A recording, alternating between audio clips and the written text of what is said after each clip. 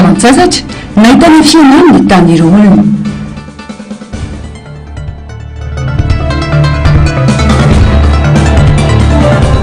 Fisoratana anaran'ny mpianatra miandry fotoana farany avokoa ireo ray aman-dreny.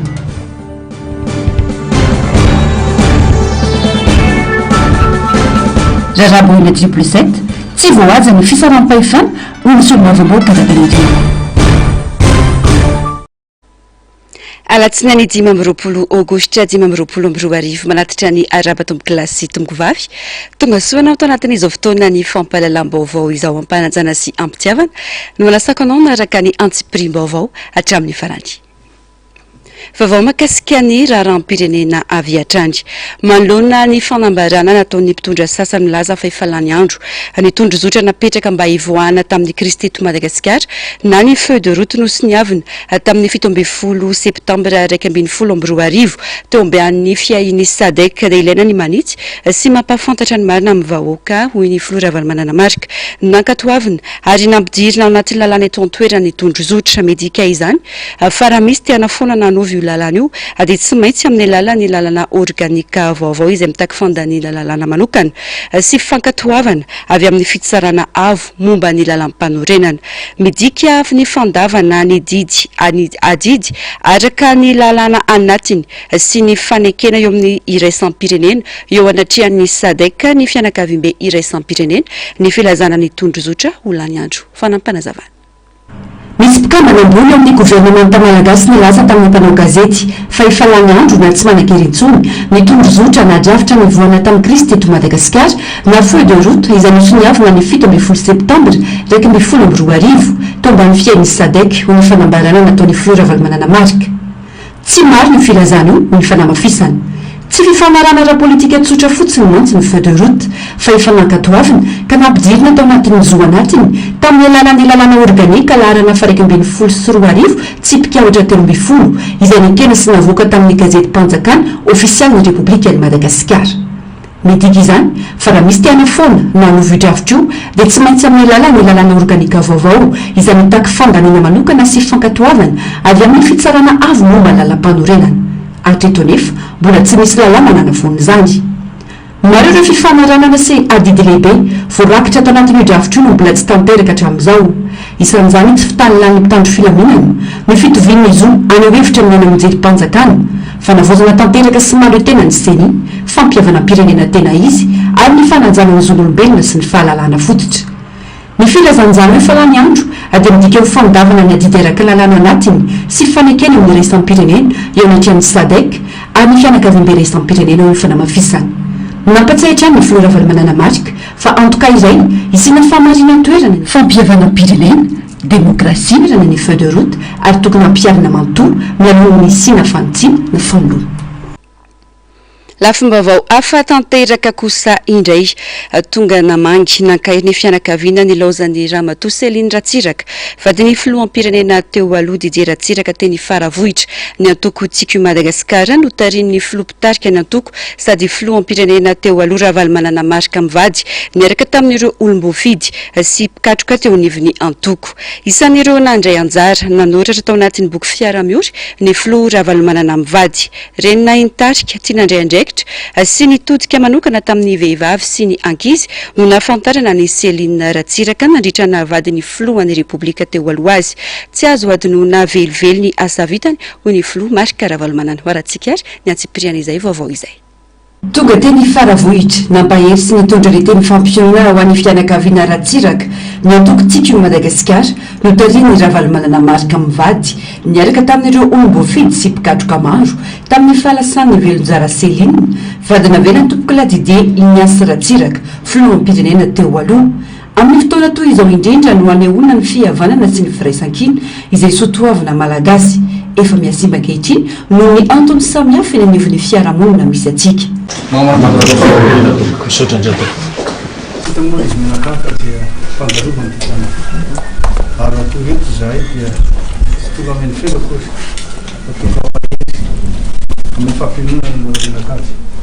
Fantatra fa mafy tena mafy lozan'izay zay kibony fotsiny ary reresy tapen'ny firenena ndretra izahay tonga toto maneo ny alahely ary ko mitondra zay didy zay tsy rampony tanana ny rovamboasary an-tsena tompoko no lany fatao manandro ny kilalao-nakizy no tsy afapofamerina ny avanazay lasana kosa dia toy ny lambolany litra ny alaberomanga tsy hitapoty fanononany dia maro toerana ny voalazanareo fa mafy zany atao hoe rovotra kitapony finosana sy vakibo ny toerana hitanotrika mahalona ny fahoriana fa le ireny mpanafosafo sy le ireny be mpitondra tsikitsiky no nandao ankehitriny fidironareo maro tahaka zao kosa nefa sy ny tsy namelanareo ana irery tao anatin'ny fahoriana izay tsy maintsy milaloka dia ihery lehibe ao sianakavio ary mifanotra entina hiatrika ny ampitso ny fiainana misaotra indrindra nareo namelana irery tao anatin'ny ady sarotra tsy tamory izy menaka fa araka ny fomban-drazana mamaraka asy atsika dia misy tsy rambony tanana tsy natao vitrina koa fa dia zay ny vokatry ny fonay ary zay ny fa dia maiza moa na tompoko kristianina ny tena malala tsara zany hoe fandalova zany ny tletany ankinitsika n'andriamanitra ny zavatra rehetra ho avy sy ny sorony kosa fa dia mbola mamerina any zay manampitano tsy mamelanareo irery raha fa misy fanampiana dia azy misarasara nareo mety maro toerana ny voalazanareo tokoko hoe tsy mety tsy avita ino ny volana tolotra saingy tsy nitarem-bola velively mantarafy ny fianakaviana satria fantatra fa tsy nanango-karena ho amin'ny fahafatesany ianareo na nanangom-bola ho amin'ny fahoriana fa sy voarambony tanana nentina matateraka ny atidy amin'ny fotoana tahaka izao na izany aza nefa dia mambetyteny etombeniombeny tamin'ny olona rehetra talohanareo ary mbola ampozina mbola hotany sainay amin'ny olona manaraka anareo ny hoe minerabe ny lany kanefa hotovananay kosa zany hoe etomboafizatena rehefa tsy manapataperana ny arenanareo zay mivoa amin'ny volana tolotra io zara levenana tao saotra indrindra isan'ireo nandrianjara nanoratra tao anatin'ny boky fiara-miorina ny Flora Valomanana mivady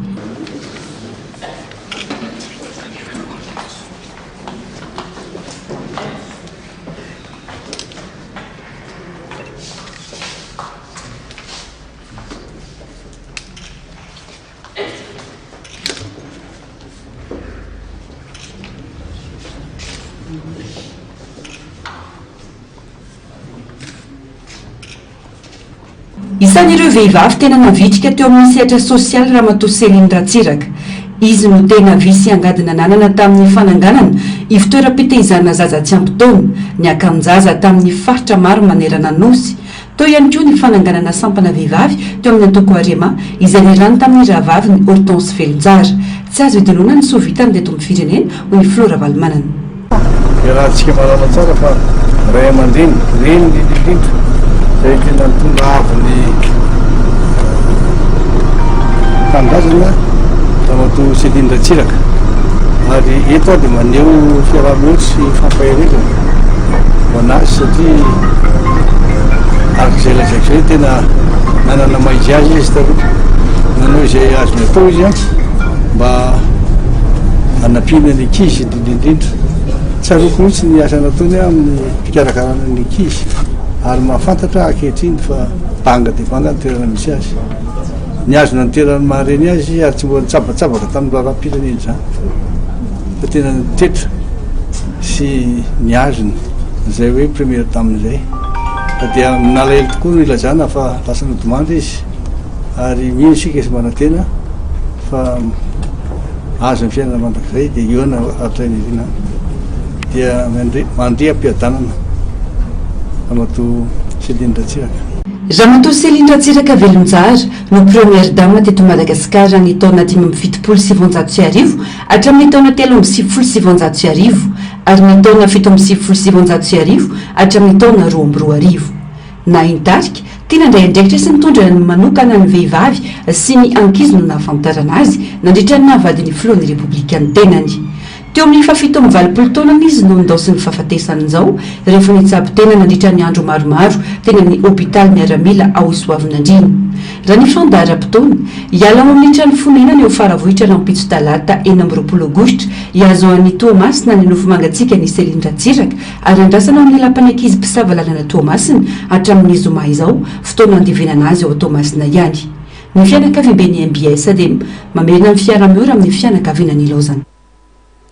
Pejiny politika kosa indray makasika ny raraboinina 777 miandry ny haute cour de justice na ny HCJ rafitra natao itsara ireo manampahefana ambony ny momba ny ministra ny fitaterana teo aloha makasika ny raraboinina 777 raha ny teny Pampanolalana eo anivon'ny fitsarana miady amin'ny kolikoly na ny PAK raha ny antanatohatra tsy maintsy ankatoavy ny roa patelo ny mpikambana eo anivon'ny anteny miheram-pirenena ny fiampangana azy vita izay vao mandray ny raharaham-pitsarana ny HCJ na ny haute cour de justice hoy ny solombavam-bahoaka Mamy Rabenirina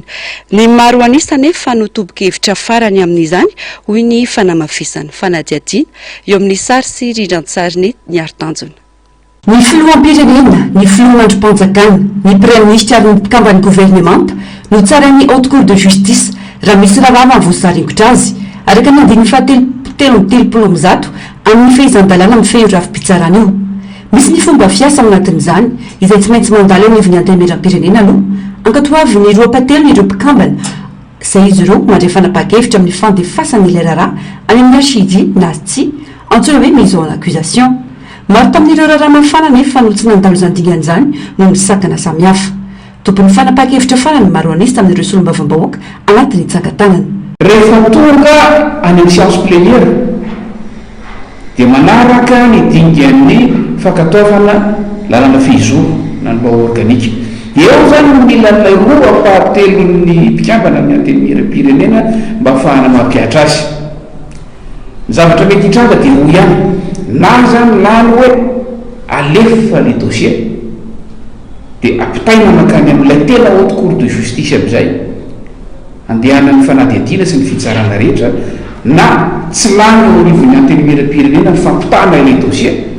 dia hoy fomba fiteny hoe lasa affaire classée le izy. Dia eo foana ny zavatra mitranga amin'izao fotoana izao satria izay dossier rehetrarehetra efa nandeha ka tokony anaraka an'izay dingana rehetrarehetra izay tsy mbola tafahoatra n'ilay fanapahan-kevitra ny amin'ny anaovana mise en accusation eo anivon'ny anteny miheram-pirenena mihitsy. Fa eo no olana hoe maro anisa eo anivon'ny anteny miheram-pirenena zany rehefa fihesitsika izay resaka rehetrarehetra izay no tompon'ny fanapahan-kevitra farany hameno satria izy no mameno an'izay fetrisa izay dia maro anisa eo anivon'ny anteny miheram-pirenena no tompon'ny fanapahan-kevitra farany ny amin'ny hoe alefa sa tsy alefa ny mise en accusation. Tsy voahaja ihany koa ny fisaram-pahefana amin'ity raharaha ity ny fanamafisana ka isatra tsy mampandeha izany mifangaro avokoa ny fahefana rehetra. Makaiza izy eto mahafa n'ity raharaha anankiray ity dia izao tsy mahakasika ny Madagasikara fotsiny ity raharaha ity fa misy tombotsoa any ivelan'ny Madagasikara, misy tombotsoa ana firenena vitsivitsy isan-karazany ary firenendehibe voakitika tao anatin'ity dia mandeha miresaka hoe misy mpanadiady avy any ivelany mihitsy tonga eto ao no mitenena farana ao no miteny hoe nalefan'ny firenena fiaviany amiko ve ilay fanadiadiana ataon'ny rafitra mpanadiady sy ny rafim-pitsarana eto Madagasikara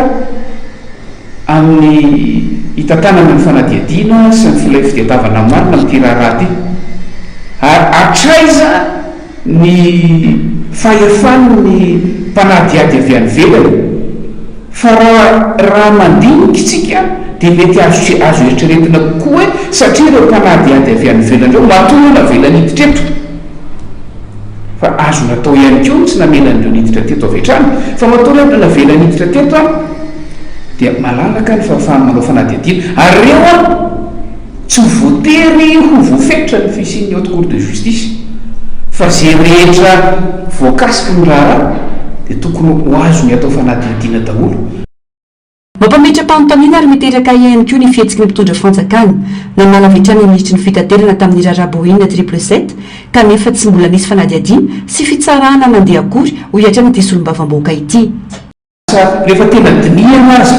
asa hoe mety tsy fahatakarana lavitra tamin'izany fotoana izany ve dia raha miresakitsika hoe ny séparation de pouvoir na ny fisara-pahefana fahefana-panatanteraka fahefana-panolalana fahefampitsarana zay tokony isaraka tanteraka ary tsy azoko tiana ao anatin'ny constitution kanefa mifangaro atao anatin'ny ty satria mpikambana ao anatin'ilay cour de justice haute cour de justice ny parlementaire izay mpanolalana no lalantsika ny parlementaire ny amin'ny hoe azo vaina sa tsy azo vaina dia veriko ny teniko teo hoe amin'ny andinin-dalàna ao anatin'ny nanam-panorenana azy efa tsy tafiditra ao anatin'ireo lay teboka vitsivitsy voalaza hoe tsy azo vaina mihitsy dia misy ny dingana tokony arahana fa tsy hovovaina fahatany fotsiny zao tsy mahakasika ny madagasikara fotsiny na raboina 777 fa misy tombontsoana firenena maro voakitika eo anatin'izany hoy ny fanamafisany mijany eo amin'izay vaovao izay iandry nampiakapeo manoloana ny didina avoaka ny fitsarana misanany ady amin'ny kolokolo na ny pak ny solombavam-bahoaka Todsoa Andriamampandry ary nilaza fa fitsarana amboamboarina no misy eto sarotra ny inona ho izy fa tsy mahafantatra momba ity raha ity ny prime ministre sy ny filoham-pirenena manoloana ny tsy fisiana olona ambony voasaringotra amin'ity raha ity fanadiadiana ny domboka amponja avokoa ireo olona 12 tamin'ireo telo amin'ny telopolo voakasiky ny raboina 777 misy adimy nahazo laram-pamantarana malagasy ka latsatany Iran taorian'ny fanadiadiana teny fitsarana miady amin'ny kolokolo na ny pak ny zomasy sabotsy lasa teo ny tale général ny ACM mpiambina na gardien secrétaire mpiambina na garde du corps mpiasan'ny orinasa udon na rolotsotra hafa ankoatran'ilay karana sy ireo malagasy tompony orinasa misa efatrako ihany koa ireo mpiasan'ny ACM voasaringotra amin'izao raharaha izao eo ny directeur de la supervision de la sécurité DES ny inspecteur anjera ireo fiaramanidina tamisiny ary agent misa roa nanome le correspondeur afany ireo fiaramanidina Boeing 777 misy adimy ireo nanidina sy tonga tany Iran nilazana teo nivy pak fa tsy misy anarana mpitondra ambony voatonana na tafiditra amin'ny ty raharaha ity nampiakapeo malonjany solombavam-bahoaka Todsoa Andriamampandry ka nilaza fa fitsarana amboamboarina no misy eto tsy atao mahagaga ho izy fa veziny mpitondra avokoa ny fahefana rehetra hatramin'ny fahefampitsarana anka ireo mpiasa madinika ny voasambotra fa ireo tompona andraikitra lehibe tsy voakitika tsy kakatsony amin'ny fandehany raha ikapitsarana eto Madagasikara satria voabaiko ny mpitondra daholo zany a ny eto atao amintsika na ny fahefana mpatanteraka eo na fahefana mpanao lalàna na efa kapitsarana zany a de tsy mahagaga zany araka ny teninay zany de io zay olona irakiraka dia mpiasa madinika zay mandray no sambolona sy zay na anatin'izy fa rehefa tokony andraikitra lehibe sala amin'ny ministre ny prime ministre ny ambonin'ny prime ministre dia tsy voakitikitika mihitsy zany ao anatin'izay satria zavatra tahaka reny mbola averina ihany fa tsy maintsy mangalana ny tompona ndraiky voalohany sy ny faharoa eto amin'ny firenena laingy zany raha tsy manan'izany izy de zay zany mamaka fetsonareo tisy anatin'izay aminay zany amiko de zavatra amboamboarina ity zavatra ity tokony hatonga saina ny rehetra ny zava-misy ho ity solombavam-bahoaka ity ka tsy anekilembena manoloana izany ny malagasy be loatra ny kolokolo eo ambadika ity raha ity ny fanamafisana noho ny fampiasam-bola sy fahefana anka ny vahoaka no mizaka ny vokany tokony tsy anaiky lebenana amin'izao mihitsy ny olo-pirenena rehetra ny fikambanana ny acteur ka politika ny société civile ny fiangonana moa zay moa zany dia tsy amela fotsiny amin'izao zavatra tahaka zao satria efa be loatra kolokolo sy misy teto Madagasikara de le tompona andraikitra voalohany sy le tena repaniraka zany dia tsy voakitikitika mihitsy ao anatin'ny baba manana fahefana da manambola de tsy voakitikitika zany fa misy eto Madagasikara na mangatarana na manompa vola fanjakana ianao na rena kelikely efa mahitahita olona ianao malara olona ka manambola eto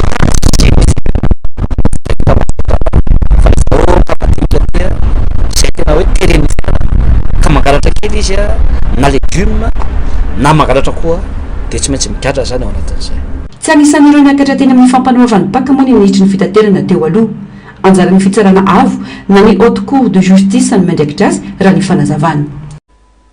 Mahakasika ny fiainam-pirenena manana andraikitra ara-tsosialy lehibe ny fivavahana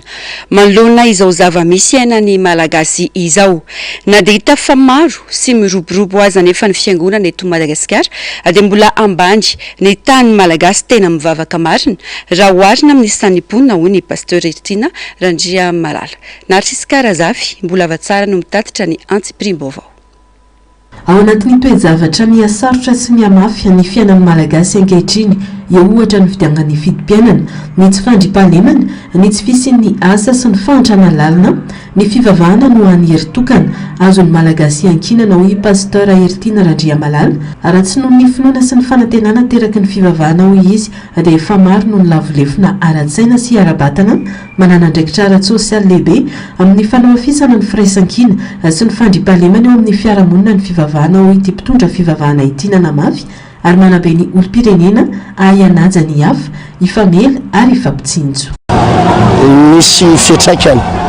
satria raha tsisy fivavahana zao ady atrehantsika malagasy zao dia efa tadidio fa mety efa tsy haintsony ny zavatra mety hitranga teto Madagasikara fa hita hoe tontolo ara-pivavahana mbola mampilamindamina mampilazatsy ny teny milamina tanteraka fa mampilamindamina ny fiainan'ny malagasy ny akamarona amin'izao fotoana izao. Ny arahantsika mahita io fiainan'ny malagasy dia samy mahita ny anglakany azy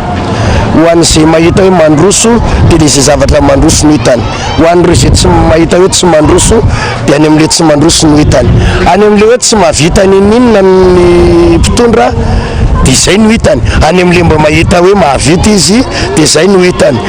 20 tapitrisa ny malagasy ankehitriny mbola ambany nefa ny tahan'ny olona tena mivavaka marina raha oharina amin'io isan'ny mponina io na dia maro aza ireo misahana ny anjara asa eo anivon'ny fiangonana maro samihafa. Tena manana anjara asany lehibe ny fivavahana. Donc ataontsika tsisy fivavahana teto dia toka ny nanjaka, rongony ny nanjaka, ny dahalo ny tena atao hoe ireo olona tsy mivavaka rehetrarehetra eo jerentsika fa mety ho sanatria mpiteny ratsy dahalo daholo mpamony vady mpijangajanga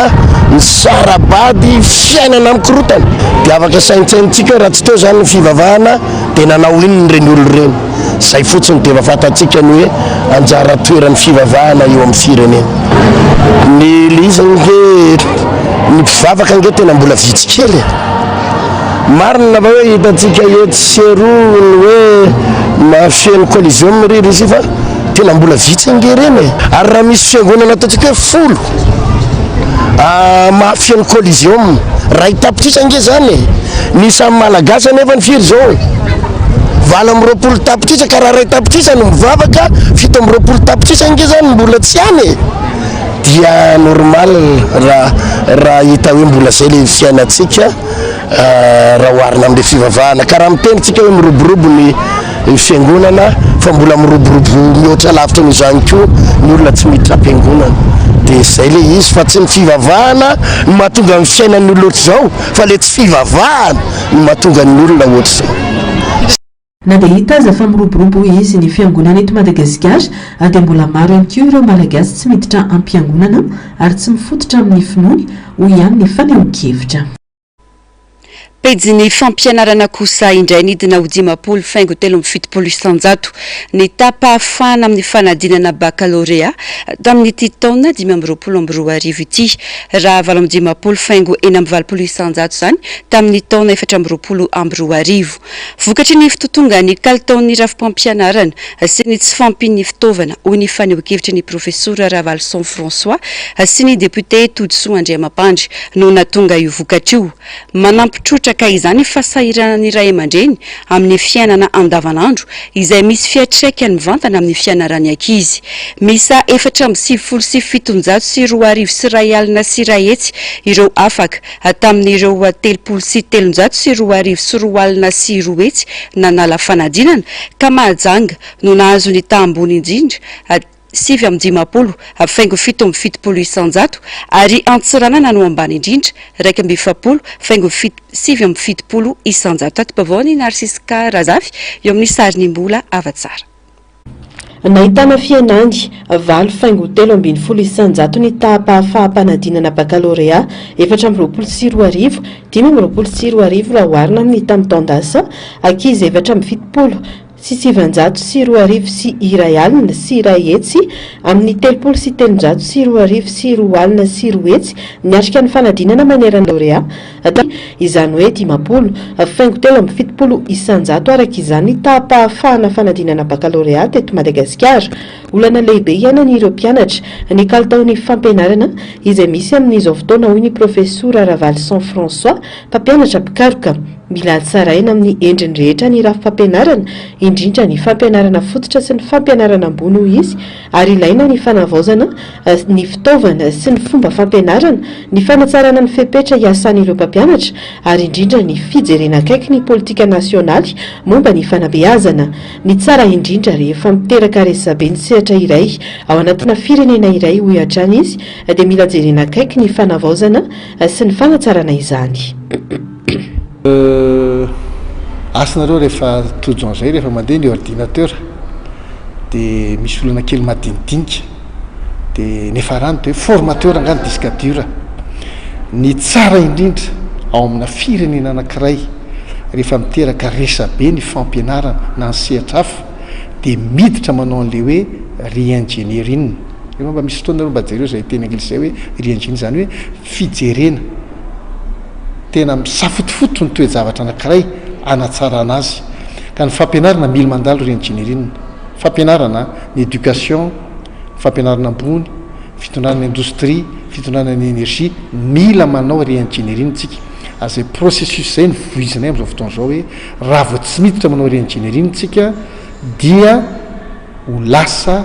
crise catastrophique eto amin'ny firenena dia mila re-ingénierie na ny kalitaony raha fipampianarana na ny fitaovana rehetra entina mampianatra dia tsy tomombana avokoa ka tsy mahagaga raha miaina ny tahapahafahana ho ny solombavam-bahoaka Totosoa Andriamabantra ireo olana ara-pitaovana sy tsy fahampian'ny fanohanana ara-teknika sy ara-tsaina ho an'ny mpampianatra sy ny mpianatra dia miteraka vokatra ratsy eo amin'ny sehatra ny fampianarana manampitrotraka ny fahasahirana ny iray aman-dreny amin'ny fiatrehana ny vidim-piainana miakatra tsy mitsaha amin'ny tombo. Eto Madagasikara na ny kalitaon'ny fampianarana ny raha fampianarana eto Madagasikara ny fomba fampianarana dia na ny fitaovana rehetra zay entina mampianatra ary fantatsika fa mbola petabe eto Madagasikara zany hoe na ny école publique io na ny école privé zany dia tsy le tomombana mikodrapitasa indrindra moa fa sy école ao am-panjakana zay tena hoe mahone eto Madagasikara any faritra maro ao anatin'izay dia tsy mahagaga raha ny ena zany izay tany hafa mpanadinana zay satria tsy ampy zay fanofanana ny boky ao anatin'izay zany zavatra rehetra zany eo koa ny fahasiarana ny ray aman-dreny na ny sakafo ary tsy ampy sakafo ny mpianatra dia tsy mahagaga raha ny ena zay vatika ao am-panadinana zay zany ny voaka omaly moa ny valim-panadinana bakalorea teto Antananarivo tanjona ny anohizana ny fianarana eny amin'ny anjerimanontolo hoy ireo mpianatra sendra ny fandraisam-peonay. Eo amin'izay vaovaon'ny fampianarana izay ihany tokony manambatra amin'ny fomba ofisialy ny marobola tokony aloha amin'ny fisoratana anarana eny amin'ny sekolim-panjakana ny fanjakana foibe hoy ny iray aman-dreny mpianatra voalasa fa mandodina ny 3 alina ariary ho an'ny EPP sy 5 alina ariary ho an'ny CEG hoy ny iray aman-dreny mpianatra miteraka sisondresaka sy fahasahiranana amin'ny fandraisana fanapahan-kevitra ny zavamisy hoy ny fanazavana lasa miandro fotoana farany avao misoratra anarana izy ireo no ny fahasahiranana arabola fanajajina. Misafotofoto ny sain'ireo ray aman-dreny mpianatra eny amin'ny sekolim-panjakana ankilany ny fanjakana milaza fa tsy misy sara ny fampidirana mpianatra eny amin'ny sekolim-panjakana andaniny anefa ireo sekoly ambara tonga fototra ny CEG sy ny lycée dia tsy maintsy andoavana sara ny fisoratana anarana manodidina ny 3 alina ariary eo anefa ny sara mpisoratana anarana na ny droit d'inscription ho an'ny fampianarana ambara tonga fototra na ny EPP hoy ity ray aman-dreny sendra ny fandraisam-peonay mila ataony fanjakana fanambarana ofisialy kosa nefa hoy izy ny marobola marina tokony aloha eny amin'ny sekolim-panjakana mba hialana amin'ny siosion-dresaka sy ny onono fa indrindra ny fampanantenana pokaty mba mora iomana ny ray aman-dreny. Mbola tsy nandoa fa mienoena amin'le hoe mandoa tsy mandoa mandoa tsy mandoa izy zany tsy hita zay tena marina l'izy hoe mandoa na tsy mandoa fa ianao miomana foana zany amin'le hoe mampiana-janaka amin'le droit mpianatra. Izy zao efa nakan'le ohatry ny fandoavana volany amin'ny banky zay dia nina zao tedio anankiroa dia 7 arivo sy 4 alina zazaray dia nefa hoe miampy 3 arivo indray dia lasa 3 alina zany manampy 3 arivo indray zany ianao soratra ao anatin'le resi 7 arivo sy 4 alina dia avy eo ampiana 3 arivo zany tsy haiko hoe le savoka sa inona le fanadiovana fianarana alohan'ny amin'ny banky le izy nenay zao hoe amin'ity farany volany ity ny farany fandoavana anazy amin'ity farany volany ity satria amin'ny volana ambony iny efa miditra ny mpianatra nina zao hoe mba tiako hoe raha ohatrina zao za zao vehivavy manano tena matovady dia nina zao nytiako hoe mba tsy mandoa satria za mampianatra zazatelo tsy haiko fa le izy zany ny fanjakana alohan'ny le anaovany an'izy zany dia tokony miteny dia melo izy zany hoe raha volanao alohan'ny tratongavany le fampianarana dia tokony miteny izy hoe tsy misy fandoavana doany amin'ny fanjakana rehetrarehetra dia tokony izay ny ataony fa zay zany le olona samy manao sisin-dresaka hoe mandoa tsy mandoa mandoa tsy mandoa izay foana le izy dia nefa ny avy eo mandoa ihany mandoa foana moa tsy maintsy hoe mandoa foana le izy. Manodidina ny 5,000 ariary kosa ny sara-pisoratana anarana ho an'ny mpianatra izy ny sekolim-panjakana ambaratonga faharoa na ny CEG tsy mbola tafiditra ao anatin'ireo anefa ny fitaovam-pianatra satria tsy mahazo ny lisitra raha tsy voaloha ny sara-pisoratana anarana. CG zao ny ana le afaka 6e le zaza afaka CP dia tsy maintsy atao any CG dia ihany zany izy nitadiavana lalana any fotsiny fa mbola tsy fantatra le any koa mbola tsy fantatra satria le eo an'le cas zany le cas misy amin'ny tena dia tsy mbola fantatra le izy fa izy zany efa fantatra eo amin'ny 10 alina eo ny zazaray ny any amin'ny CG ny mpianatra ny CG 10 alina fa raha ohatrinay zany zao hoe nenay tsy afaka 6e dia mampitombo n'izay zany ny aloha mampitombo amin'izay le vola aloha satria ianao te hampiditra an'le zanako any satria tsy maharaka any amin'ny libre dia tsy maintsy ataonao zay ampidirana an'le zanako amin'ny CG zay le fitaovana aloha zao raha ohatrina dia mbola miankina an'le eo amin'le hoe mampiditra an'le zaza an'le droit aloha dia avy eo zany mandeha an-dalana eny le fitaovan'le zay satria raha tsy voaloha le droit any amin'ny EPP zao tsy mahazo resi kely zay alalana an'le fitaovana dia zay nefa mbola manao an'le mienoeno kely hoe sao dia mba misy lalana kely any le avy any amin'ny fanjakana. Sahirana tanteraka ireo ray aman-dreny ka lasa miandro fotoana farany vao manoratra anarana maro ny antony mahatonga izany ary na tsy nampisondra saram-pianarana azy ny sekoly tsy miankina dia hita fa tena sarotra amin'ireo ray aman-dreny ny mampiditra ny zanany an-tsekoly. Ireo mpianatra vaovao no betsaka misoratra anarana hoy Razanadra Koto Herniana Solofa tany an-tsekoly tsy miankina iray. Atao hoe any amin'ny 46 na 47% any hoany izay vao manoratra anarana ao anatin'izao 3 semaines farany zao zany hoe raha mpianatra zany tamin'ny herintaona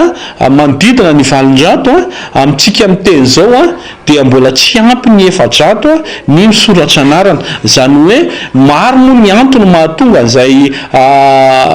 mbola tsy fahavitany ray aman-dreny zay fisoratana anarana zay tsy ilazitsika afatry ny fahaseranana ankehitriny manoloana ny fampidirana mpianatra na tsy nampisondrotra écolage na saram-pisoratana anarana ary dia hita fa sahirana ny ray aman-dreny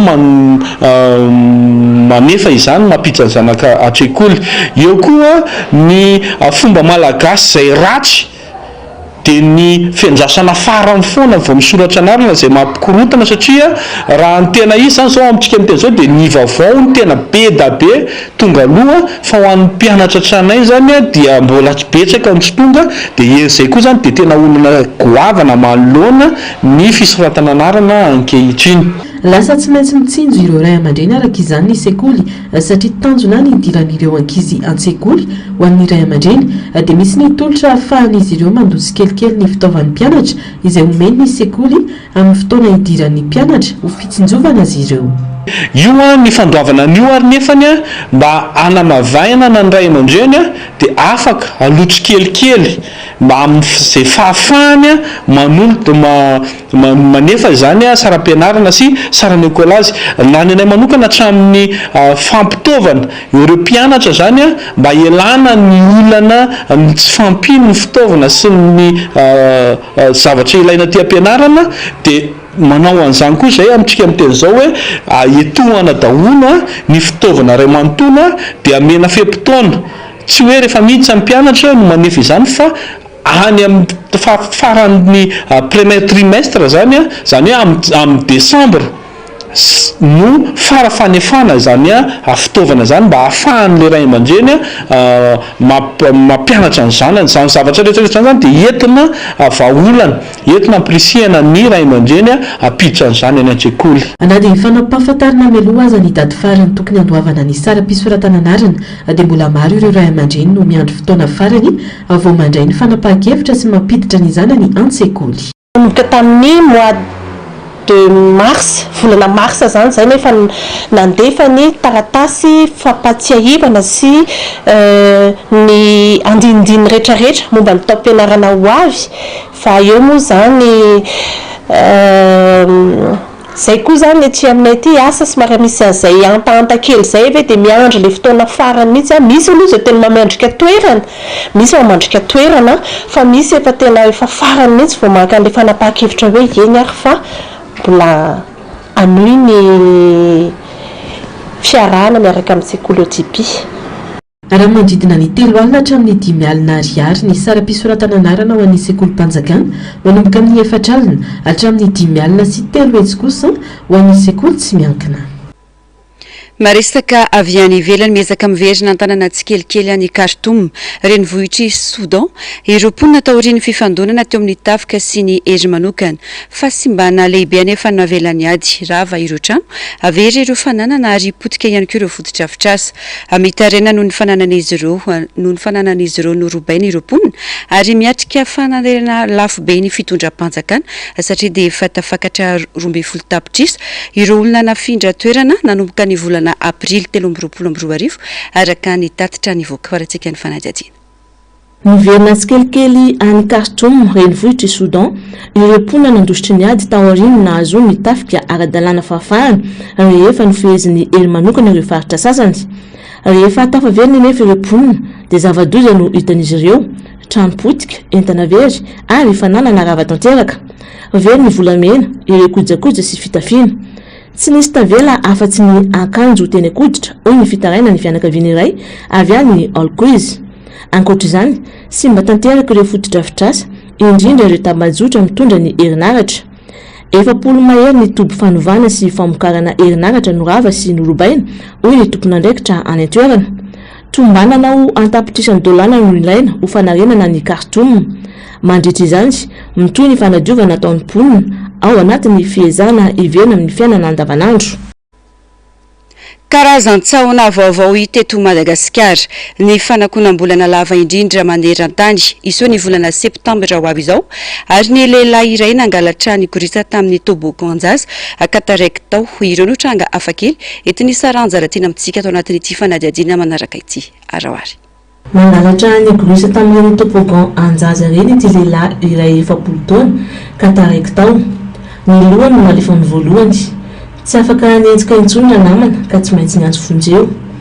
Rehefa tonga ny mpamonjy vona dia nametraka ventilatera mba anampiana ilay lehilahy hivoaka rivotra. Tsy maintsy nohavana ny ampahany tamin'ny fantson'ilay topogon mba hanazahoana rivotra. Tao anatin'ny 30 minitra no mamonjena azy ary salama tsara ny lehilahy. Tsy mety nentina tany amin'ny hopitaly moa ny tenany noho ny enatra. Ny voadiny tsy kasika kilalao-njaza intsony koa moa ny tenany. Izy fanakonana volana na éclipse lunaire lava indrindra ho hita maneran-tany ny volana septambra ho avy izao. Izany hoe ny aliny 7 na 20 septambra dia ho tapina ny volana mandritra ny 5 sy 17 minitra. Ho apitra tanteraka ny volana ka iseho miendrika mena toy ny rà mandritra ny adiny 1 sy 12 minitra.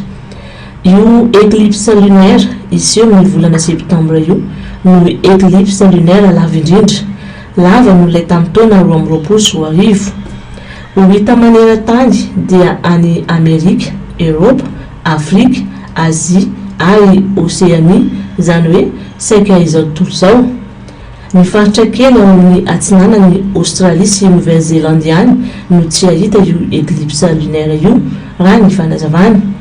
Fa ny any Espagne sy Amerika Latine no tena ahita tsara indrindra ity tranga ity. Fiainana arakitana tsy azo tsintsoniavina. Ny volana mena marika ny mystère sy ny hatsaran-tarehy. Ampatsiahy antsika fa mitovy lanitra iray ihany no iombonantsika rehetra eto an-tany. Kibe Mantis sy Oka, karazana saona vaovao hita teto Madagasikara. Nahitana karazana saona vaovao antsoina hoe Kibe Mantis sy Oka eto Madagasikara ny mpikaroka tao aoriana naran'izy ireo feo hafahafa tao anaty ala feno zavona. Saona kely manana tongotra lavalava ny Kibe Mantis sy Oka ary monina any amin'ny faritra avo. Hafa kely ny fomba firany, mitovitovy amin'ny any vorona. Manasongadina ny arena voanjanahary eto Madagasikara ny fahitan'ity karazan-tsaona vaovao ity ary mampatsiahy ny mahazava-dehibe ny fiarovana ireo karazana biby saripady. Tapitra ny fampahalalam-baovao tomboky lasy tomboky vavy mankasitraka anao nanaraka izany hatramin'ny farany orainao aoriana izao fampahalalam-baovao izao ny fandarana dinika ho vahiny fanirahazafy manantany ao anatin'izany ny mpampianatra mpikaroka sady mpikambana ao amin'ny PAM ny profesora Ravalson François iresaka makasika ny raharam-pirenena izay anasananao anaraka izany tena kokoa sa tomboky lasy tomboky vavy mametraka ny mandra-pitafa ao amin'ny rampitso indray veloma tompoko.